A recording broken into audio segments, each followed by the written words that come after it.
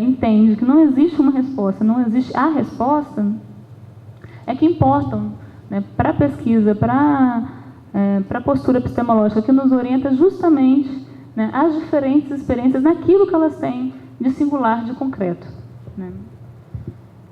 E aí, nesse sentido, as experiências, elas importam, porque elas permitem a gente, e a Roseni fez essa discussão muito, né, de uma forma muito importante com a professora Madel Luiz, né, de que as experiências, elas permitem justamente a gente escapar do discurso, né, que tenta organizar as instituições a partir de modelos ideais, as instituições, o trabalho, as práticas a partir de modelos ideais, ou seja, como deve ser, né, e que são concepções hegemônicas normalmente, né, marcadas pelas vigências e pela conservação, né. Escapando desse discurso, ao serem reconhecidas no que tem de concreto e singular, né, as experiências dos diferentes serviços, dos diferentes coletivos, movimentos, possibilitam a gente a pensar e a refletir sobre aquilo que é eficaz nas práticas, né. Esse é um outro conceito importante, né. Aos atos e atuações que exigem, né, uma atitude ético-política de contato com a autoridade, né, que abrem para a experienciação, né, e que permite, então, a construção, uma relação com aquilo que está por vir e não com a atualização do que já é vigente.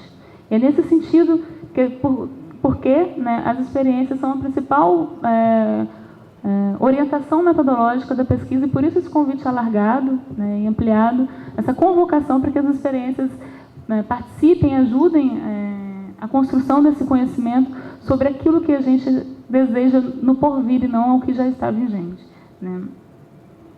Por isso, então, que o conceito de experiência é a nossa principal referência metodológica, né. E aí está, então, o desafio que, no começo, quando a gente aponta a contradição da ideia de apoio institucional, né, o desafio que se nos coloca, né, a ideia de que a gente precisa conseguir constituir um outro jeito de fazer políticas públicas, né, que, ao mesmo tempo em que consigam produzir permanência, porque a gente precisa de permanência, a gente precisa de balizas, a gente precisa de territórios, né, onde a gente possa reconhecer e organizar as nossas práticas e ações, né. A gente também precisa construir políticas que permitam essa abertura, né, que consigam permanecer abertas e imprevisíveis, né, e não sufocando a realidade no sentido da conservação, né. Enfim, é nessa concepção que a gente tem trabalhado a ideia da produção de saúde como valor comum que nos reúne, que nos orienta nessa tarefa de pesquisa.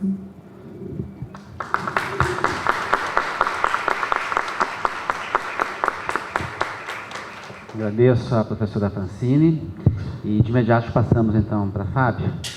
20 minutos, Fábio. Te aviso quando faltar 5. Tá bom. Bom dia.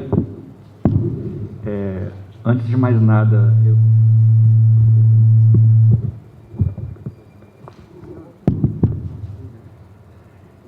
gostaria de agradecer. E quando eu estava pensando sobre a encomenda de falar sobre alguns percursos conceituais, metodológicos dessa pesquisa,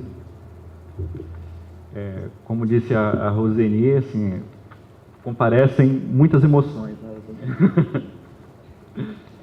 E a gente fez eu e a Francine, nós fizemos uma combinação, e a ideia é que a minha fala ao falar desse percurso conceitual metodológico, eu foque mais na questão metodológica, fazendo alguns apontamentos para o modo como a gente coletivamente tem pensado em concretizar isso que a gente tem chamado de aposta ético-política, né, que dá sustentação a essa pesquisa.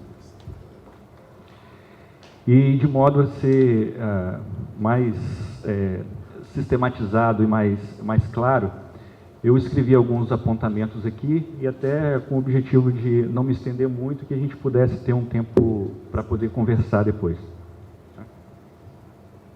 E dizer também que a fala dos meus amigos já vai me ajudar muito aqui na colocação das ideias. Dário, Gustavo, Francine, Roseni. Então, para começar efetivamente, eu gostaria de compartilhar com vocês alguns princípios orientadores que têm se concretizado como direções dessa pesquisa. E assim, depois eu gostaria de enunciar depois de enunciar esses princípios, eu vou tocar um pouco em alguns desses desdobramentos. Um professor meu sempre diz que um princípio que não se desdobra em ação, que não se concretiza, ele vai ser eternamente um princípio, uma ideia, né? Então, esse primeiro princípio de sustentação da pesquisa, ela fala de uma pesquisa que nasce como efeito das nossas aspirações e apostas como efetivamente como uma construção coletiva, como a Roseni já bem apontou aqui. E nesse sentido, nós temos feito um grande esforço para poder promover espaços de diálogo em todas as fases dessa pesquisa. Desde o início, esse tem sido um grande desafio e uma estratégia recompensadora. Nós colocamos sempre a necessidade de coletivamente construir os caminhos da pesquisa, assim como refletir sobre essa construção. O segundo princípio, a experiência, em nosso caso, mais especificamente, tratando do nosso objeto, a experiência do apoio, ela não pode ser resumida à sua representação. E eu digo isso principalmente porque uma das estratégias dessa pesquisa é a elaboração a construção de um questionário sobre alguns movimentos do apoio no território nacional, e eu vou falar um pouquinho mais sobre isso depois, sobre essa inflexão e essa marcação de posição, que esse questionário, na verdade, ele não pretende representar o apoio, nem avaliar o apoio,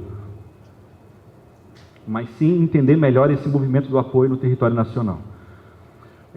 O terceiro princípio diz de um respeito por todo o acúmulo e produção acerca do apoio no Brasil. Nós temos procurado compor com as várias linhagens que pensam e experimentam o apoio como estratégia de fortalecimento do SUS. Nós reafirmamos, então, a partir desses princípios, uma aposta em compromisso ético nessa pesquisa, atravessados por patrimônios coletivos, modos de se fazer pesquisa e, ao mesmo tempo, a singularidade e o caráter processual do apoio.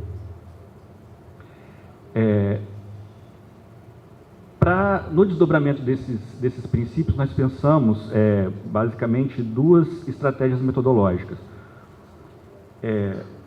Como eu já acabei adiantando, uma dessas estratégias, ela se constitui como um questionário de mapeamento desses movimentos do apoio. E ele trata de algumas questões referentes a esses desafios, a essa identificação, a esses movimentos concretos que têm embasado e sustentado as experiências de apoio no Brasil. A gente tem lidado com um campo onde a gente não tem a menor noção, por exemplo, de alguns locais onde os próprios sujeitos, atores, eles se autodenominam como apoiadores, por exemplo. E fica difícil a gente compor com quem a gente não conhece, né? Então, a ideia dessa distribuição, ela pode nos ajudar nesse sentido. E a outra estratégia, já anunciada pela Francine, é uma convocatória para relatos de experiências de apoio institucional. Ambas as estratégias serão lançadas amanhã, na parte da manhã. Tá? Então, voltando a essa primeira estratégia do mapeamento do apoio, ela serve principalmente para a gente poder ter uma noção do tamanho e da distribuição dos apoiadores no Brasil, como eu havia indicado. E a segunda, para pensarmos juntos aos apoiadores e junto ao DAPS, como esse apoio tem acontecido no cotidiano das instituições. E nessa direção, a perspectiva ética aponta para os dispositivos metodológicos de construção coletiva, indicados em um dos nossos princípios, né?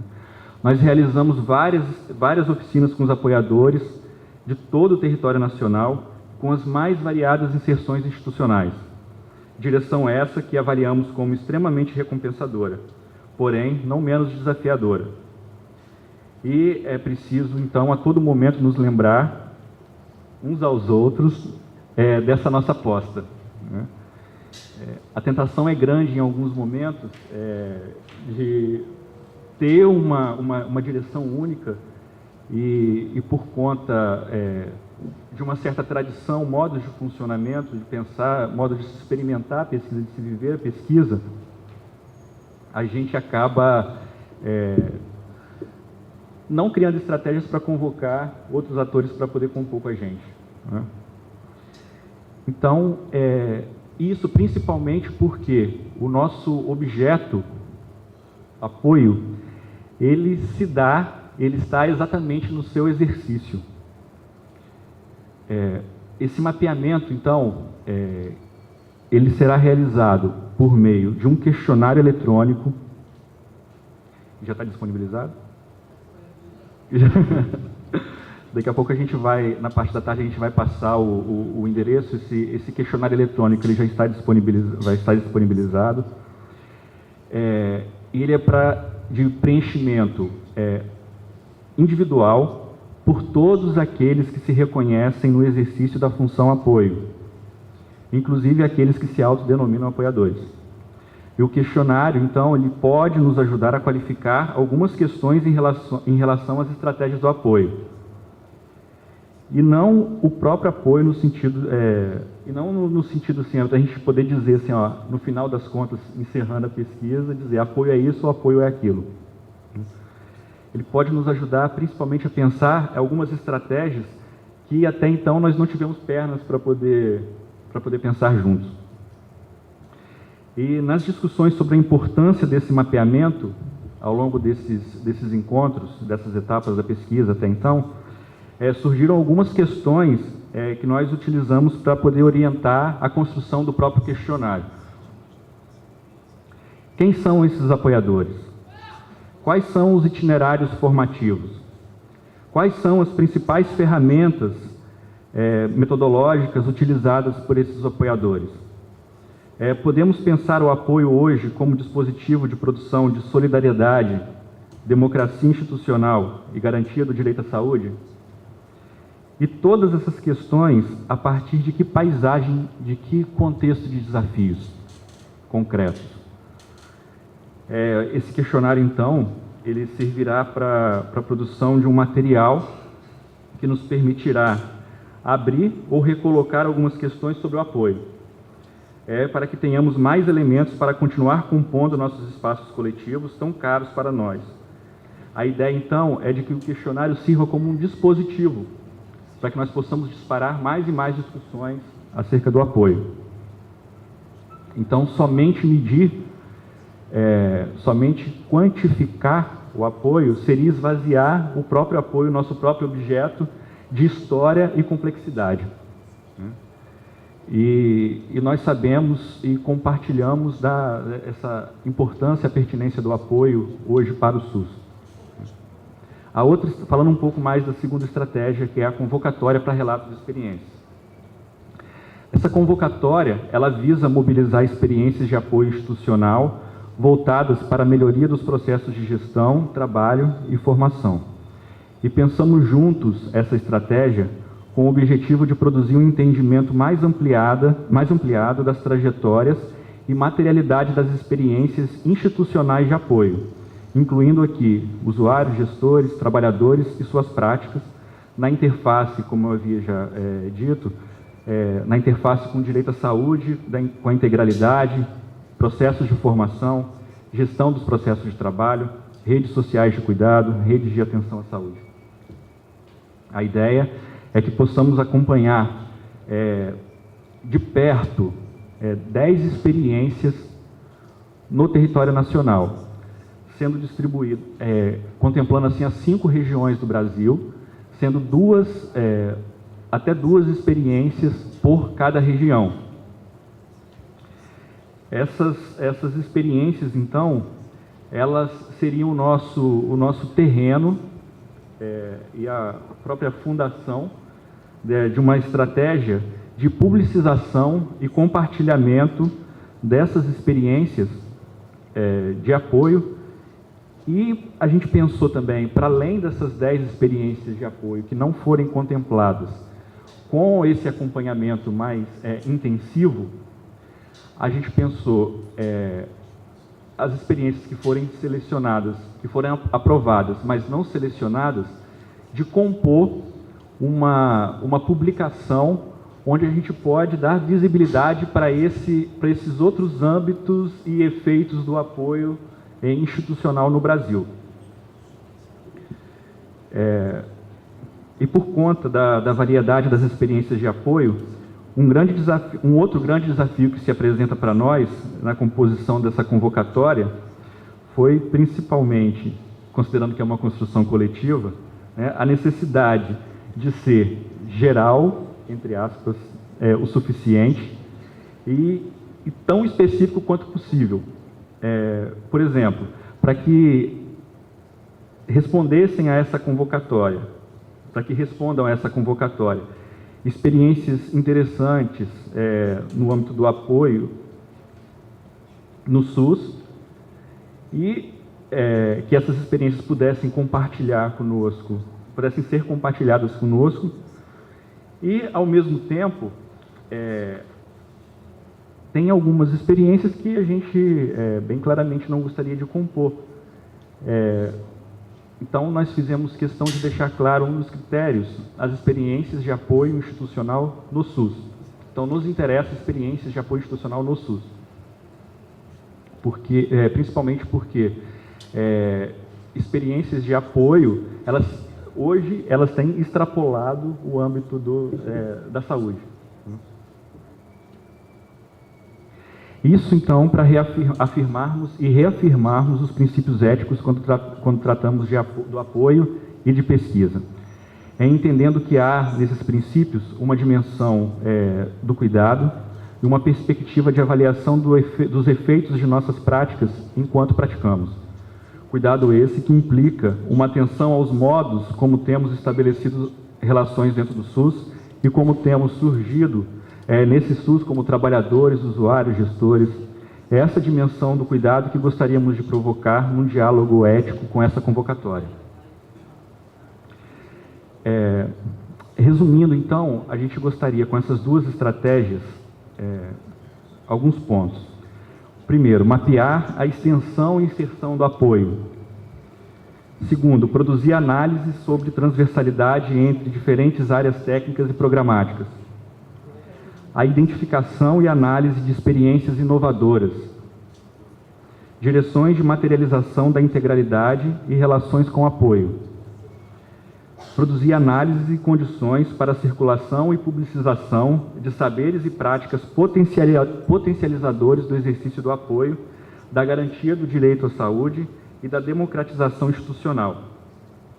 Então, em linhas gerais, temos nos mobilizado nessa pesquisa a pensar a relação entre apoio, direito à saúde, na direção que a Francine trouxe para a gente. Então, nós temos refletido como o apoio tem participado da efetivação dos princípios do e sua relação com o acesso. Quais têm sido os desafios reais para esse apoio no Brasil hoje? O apoio tem sido uma tecnologia de democratização das relações institucionais? Como o apoio tem contribuído na ampliação da permeabilidade do usuário ao serviço de saúde? Enfim, como estamos pautando no SUS a relação entre apoio e direito à saúde?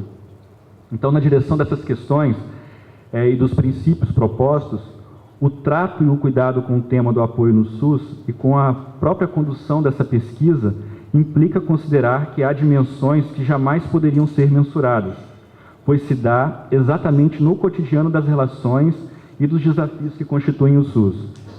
É um saber tácito. O Yves Schwartz, ele fala de ele chama a nossa atenção para para uma certa relação entre formação e experiência, esse saber tácito que eu estou trazendo aqui, que se aprende na própria experiência, ele vai dizer que há nessa experiência uma dimensão do saber que é investido e uma relação que é desinvestida. Desinvestida.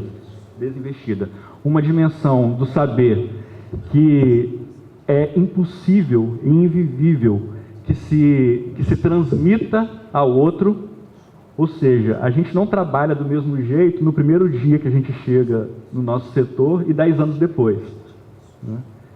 E, ao mesmo tempo, quando você chega no primeiro dia, alguma ideia, algumas noções sobre o trabalho, mesmo que bem gerais, a gente já possui, né?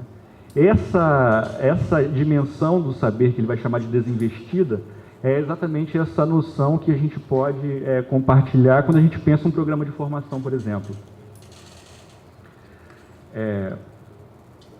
Então, trazer a experiência na perspectiva dessas duas dimensões nos permite pensar, como eu falei, um programa de formação que seja, ao mesmo tempo, a tentativa, e aqui eu ressalto a tentativa, né, de criação de espaços de compartilhamento e produção de sentido, e também um aprendizado que emerge de desafios sempre locais. E nossa aposta, então, é que o apoio que estamos pesquisando se dá na medida do seu exercício e que é ele mesmo um espaço de formação. Alguém se forma apoiador, e aqui eu olho para muitos amigos que têm ao longo desses anos de experiência como apoiador, né? A gente se dá conta disso na carne, né? A gente aprende a apoiar apoiando, não tem outro jeito. E hoje nós temos pouco material sobre a sistematização, efeitos dinâmicos desses processos de formação, essa relação entre processo de formação e apoio, né? Então nós podemos trazer então essa problematização sobre o apoio para a própria pesquisa e para o próprio pesquisar. E compartilhando a noção, nesse sentido, na direção que a professora Beth tem apontado, da pesquisa como atividade.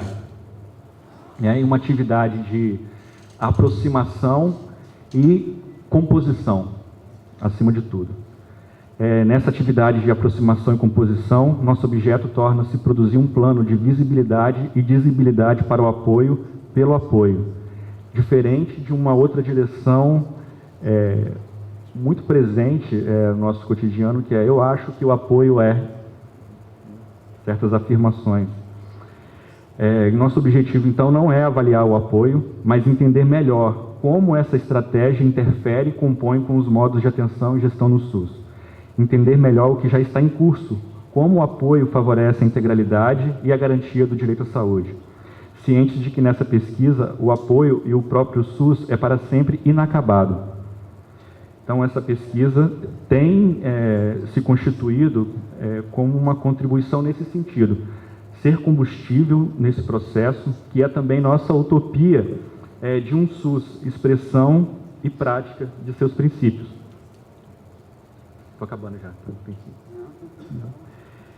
E para falar mais um pouco, encerrando, da complexidade do nosso objeto, quer dizer, para poder falar de toda a complexidade do nosso objeto, apoio, seria preciso trazer inúmeras perspectivas e abordagens metodológicas e políticas sobre o tema do apoio e sobre o próprio pesquisar.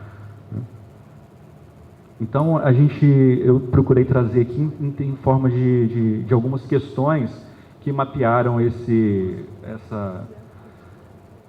que atravessam, na verdade, essas abordagens, diversas abordagens e linhagens que tratam do apoio. Então, o apoio é tecnologia de gestão? É método? É tecnologia ou é método de democratização das relações institucionais? E necessariamente ela é tecnologia ou método? Deve-se privilegiar as análises internas em detrimento do crescente apelo aos consultores externos? Em que medida?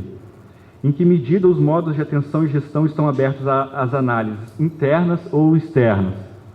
E no caso do SUS, o que é interno e o que é externo. E a relação com os processos de formação, e com os movimentos sociais, e com a permeabilidade das instituições ao usuário. E a pista importante da análise institucional de que para curar os doentes é preciso curar antes a instituição que cura. Né? Curar a instituição que cura não significaria promoção de saúde e democracia institucional, no caso do SUS? Enfim, essas questões são uma ínfima parte de um campo em construção, mas que não seria prudente colocarmos uma placa com os dizeres: em obra, proibida a entrada de estranhos.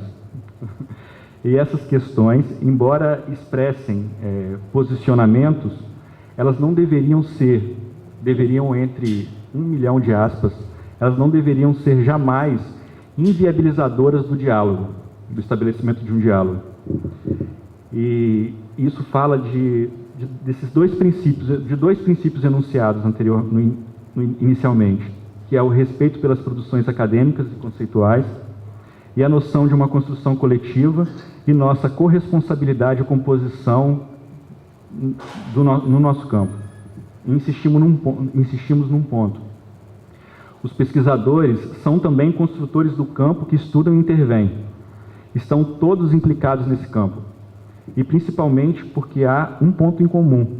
É preciso ajudar o próprio SUS a criar para si instrumentos e ferramentas e estratégias de fortalecimento de si. Considerando que essa ajuda diz da composição indicada anteriormente. Fazer com os autores e não para eles. Um SUS mais forte implica a garantia do direito à saúde e integralidade. Muito obrigado.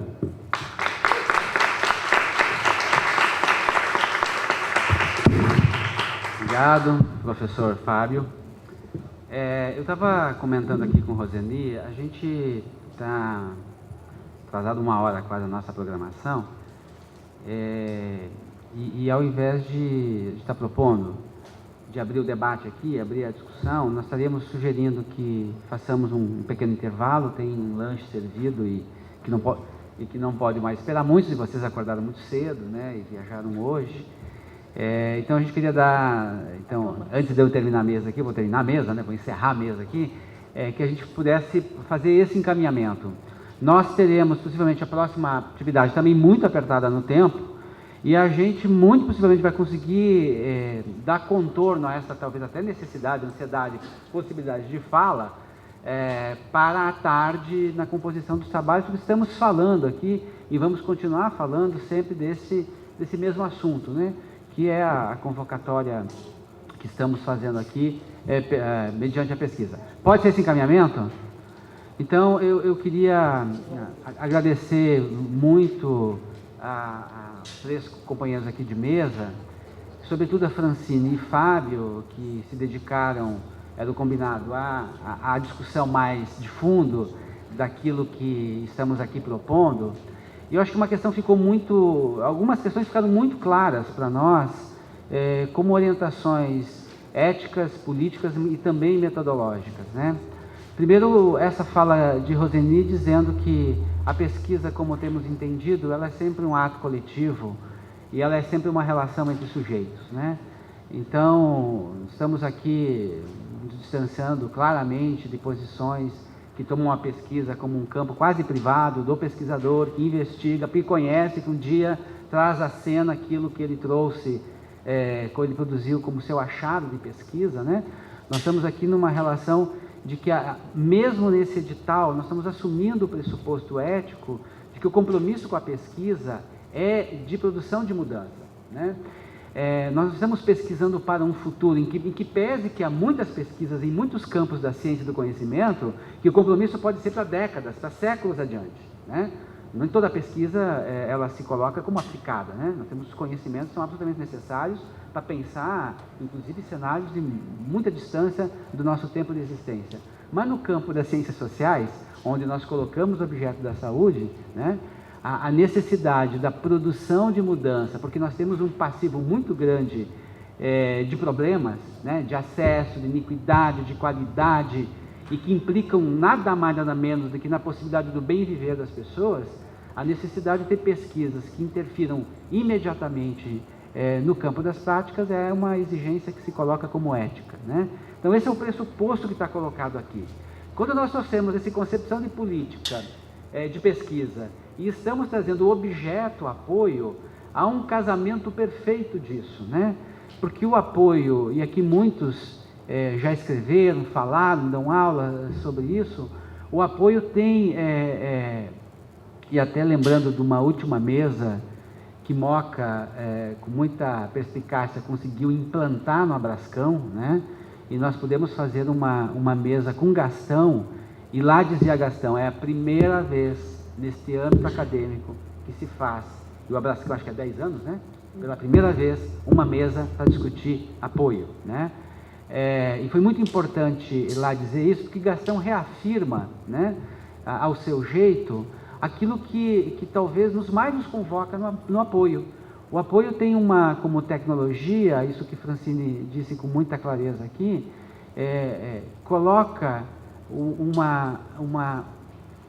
se coloca num campo como uma crítica àquilo que vem sido feito como administração ou gestão das organizações e, sobretudo, gestão do trabalho, né?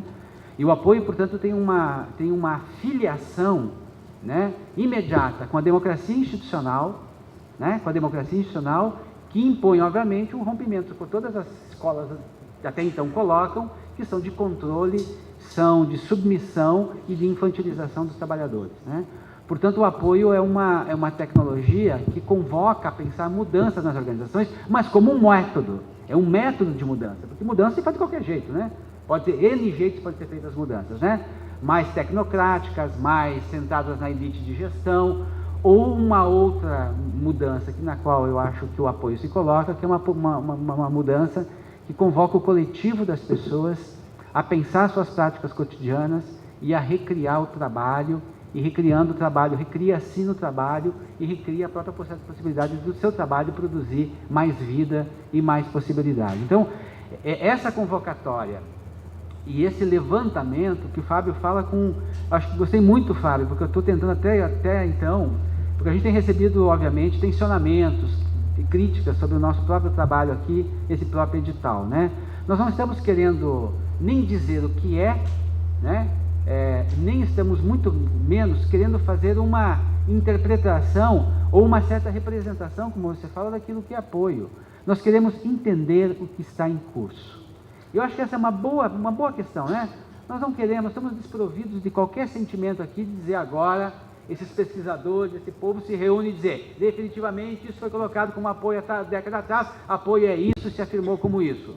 Ou reafirma ou nega essa tendência de ser um dispositivo que pode ter sido, inclusive poderíamos chegar a uma conclusão, que foi capturado pela lógica institucional e o apoio, que é uma ferramenta de mudança, se cristalizou num apoio que é uma intervenção gerencialista sobre trabalhadores da saúde. Nós não vamos querendo fazer esse tipo, né? Inclusive eu imagino que o acervo daquilo que nós produziremos, quer com o edital das experiências, quer com o questionário, nós poderemos, inclusive, disponibilizar esse acervo para que inferências podem ser feitas. Mas não nos cabe, não temos nenhuma pretensão de fazer esse tipo de inferência, né?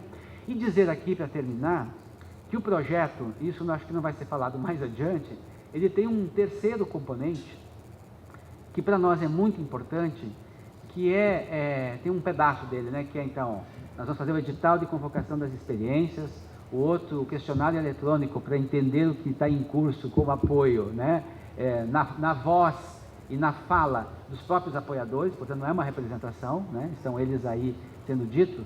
Nós temos um outro componente que é uma espécie de cartografia da própria nossa luta no Ministério da Saúde para a afirmação disso por meio das áreas programáticas, tá? Então tem um outro componente que estamos irmanados aqui, que é aquilo que nós estamos falando de construção das nossas próprias memórias dentro do Ministério da Saúde, na gestão agora, 2011 para cá, da afirmação desses preceitos todos nas áreas programáticas, já que o mandato que foi nos dado era desmonte aquilo e recrie sob uma outra lógica, que é a lógica da transversalidade, da produção do comum, e nós estamos querendo verificar um pouco se a gente está dando conta disso ou não, inclusive com essa interferência no momento atual, inclusive trazer a crítica para nós mesmos, que nos permitamos, inclusive, fazer mudanças de rumos, ampliar os tensionamentos, abandonar o barco, sei lá eu que questões a gente pode estar tomando a partir dessas